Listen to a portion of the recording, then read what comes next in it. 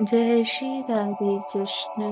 आज हम लोग श्री वृंदावन खंड में 12वां अध्याय श्री कृष्ण द्वारा काल्या दमन तथा दावानल पान। श्री नारद जी कहते हैं, मिथिलेश्वर, एक दिन बलराम जी को साथ में लिए बिना ही श्री हरि स्वयं ग्वाल बालों के साथ गाय चराने चले आए। यमुना के तट पर आकर उन्होंने उस विषाक्त जल को पी लिया जिससे नागराज कालिया ने अपने विष से दूषित कर दिया था। उस जल को पीकर बहुत सी गायें और गोपगण प्राणहीन होकर पानी के निकट ही गिर पड़े। यह देख सर्व पापहारी साक्षात भगवान श्री हरि का चित्त दया से द्रवित हो उठा। उन्होंने अपनी पीयूषपूर्ण दृष्टि से देखकर उन सबको जीवित कर दिया। इसके बाद पीताम्बर को कमर में कसकर बांध लिया। फिर वे माधव तटवर्ती कदम वृक्ष पर चढ़ गए और उसकी ऊंची डाल से उस विष दूषित जल में कूद पड़े। भगवान श्री कृष्ण के कूदने से वह दूषित जल चक्कर काटकर ऊपर को उछला। यमुना के उस भाग में कालिया नाग रहता था। भंवर उठने से उस सर्प का भवन इस तरह चक्कर काटने लगा जैसे जल में पानी के भौरे घूमते हैं। नरेश्वर उस समय 100 फनों से युक्त फणिराज काल्य क्रुद्ध हो उठा और माधव को दांतों से डसते हुए उसने अपने शरीर से उन्हें आच्छादित कर दिया। तब श्री कृष्ण अपने शरीर को बड़ा करके उसके बंधन से छूट गए और उस सर्पराज की पूंछ पकड़कर उसे इधर उधर घुमाने लगे। घुमाते घुमाते उन्होंने उसे पानी में गिराकर पुनः दोनों हाथों से उठा लिया और तुरंत उसे 100 धनुष दूर फेंक दिया। उस भयानक नागराज ने पुनः उठकर जीभ लपलपाते हुए रोषपूर्वक माधव श्री हरि का बायां हाथ पकड़ लिया। तब श्री हरि ने उस महादुष्ट को दाहिने हाथ से पकड़कर उस जल में उसी प्रकार दबा दिया जैसे गरुड़ किसी नाग को रगड़ दे। फिर अपने 100 मुखों को बहुत अधिक फैलाकर वह सर्प उनके पास आ गया। तब उसकी पूंछ पकड़कर श्री कृष्ण उसे 100 धनुष दूर खींच ले गए। श्री कृष्ण के हाथ से सहसा निकलकर उसने पुनः उन्हें डस लिया। यह देख अपने में त्रिभुवन का बाल धारण करने वाले श्री हरि ने उस सर्प को एक मुक्का मारा। श्री कृष्ण के मुक्के की चोट खाकर वह सर्प मूर्छित हो अपनी सुध बुध खो बैठा। तदंतर अपने 100 मुखों को आनत करके वह श्री कृष्ण के सामने स्थित हुआ।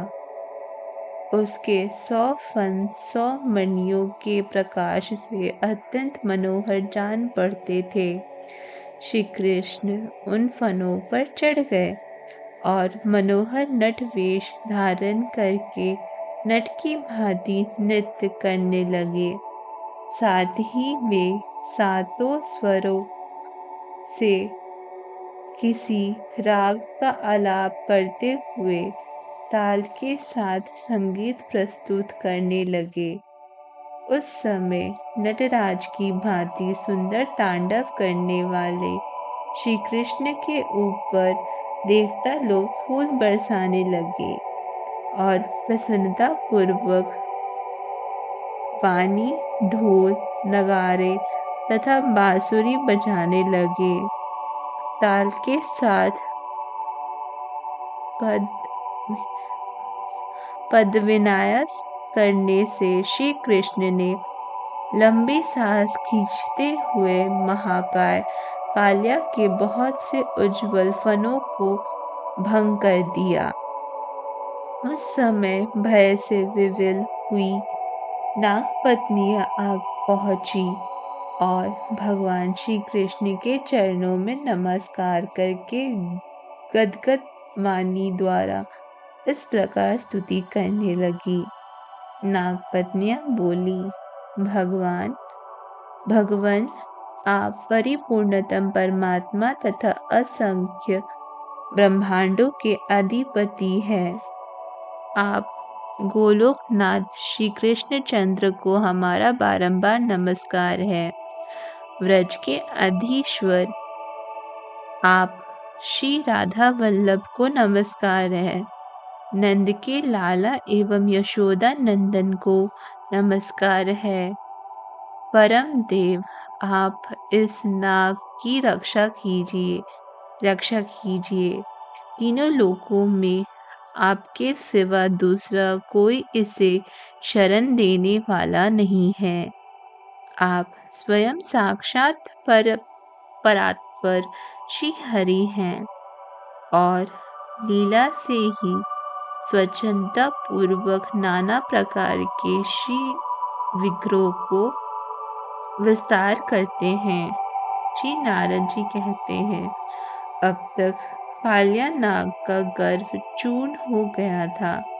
नागपत्नियों द्वारा किए गए इस संतवन के पश्चात वह श्री कृष्ण से बोला, भगवान पूर्ण काम परमेश्वर मेरी रक्षा कीजिए। पाही पाही कहता हुआ कालिया नाग भगवान श्री हरि के सम्मुख आकर उनके चरणों में गिर पड़ा। तब उन जनार्दन देव ने उससे कहा, श्री भगवान बोले, तुम अपनी पत्नियां और सहृदयों के साथ रमणक द्वीप में चले जाओ। तुम्हारे मस्तक पर मेरे चरणों के चिन्ह बन गए हैं, इसलिए अब गरुड़ तुम्हें अपना आहार नहीं बनाएगा। नारद जी कहते हैं, राजन, तब उस सर्प ने श्री कृष्ण की पूजा और परिक्रमा करके उन्हें प्रणाम करने के अनंतर स्त्री पुत्रों के साथ रमणक द्वीप को प्रस्थान किया। इधर नंदन को कालिया नाग ने अपना ग्रास बना लिया है। यह समाचार सुनकर नंद आदि समस्त गोपगण वहां आ गए। श्री कृष्ण को जल से निकलते देख उन सब लोगों को बड़ी प्रसन्नता हुई। अपने बेटे को छाती से लगाकर नंद जी परमानंद में निमग्न हो गए। यशोदा ने अपने खोए हुए पुत्र को पाकर उसके कल्याण की कामना से ब्राह्मणों को धन का दान दिया। उस समय उनके संतानों से स्नेह अधिक के कारण दूध झर रहा था। राजन, उस दिन रात में अधिक श्रम के कारण गोपनाओं और ग्वाल बालों के साथ समस्त गोप यमुना के निकट उसी स्थान पर सो गया। निशित काल में बांसों की रगड़ से प्रलयग्नि के समान दावानल प्रकट हो गया, जो सब ओर से मानो गोपों को दग्ध करने के लिए उधर फैलता आ रहा था। उस समय मित्रकोटि के गोप बलराम सहित श्री कृष्ण की शरण में गए और भय से कातर हो दोनों हाथ जोड़कर बोले। गोपों ने कहा, शरणागत वत्सल महाबाहु कृष्ण, कृष्ण प्रभु, वन के भीतर द्वाग्नि के कष्ट में पड़े हुए सज्जनों को बचाओ बचाओ। नारद जी कहते हैं, तब योगेश्वर देव महादेव माधव उनसे बोले, डरो मत, अपनी अपनी आंखें मूंद लो। यो कहकर वे सारा दावानल स्वयं ही पी गए। फिर प्रातःकाल विस्मित हो गोपनों तथा गौओं के साथ नंदन शोभाशाली व्रजमंडल में आए। इस प्रकार श्री गर्ग संहिता में वृंदावन खंड के अंतर्गत काल्या दमन तथा दावानल पान नामक 12वां अध्याय पूरा हुआ। धन्यवाद। जय श्री राधे कृष्ण।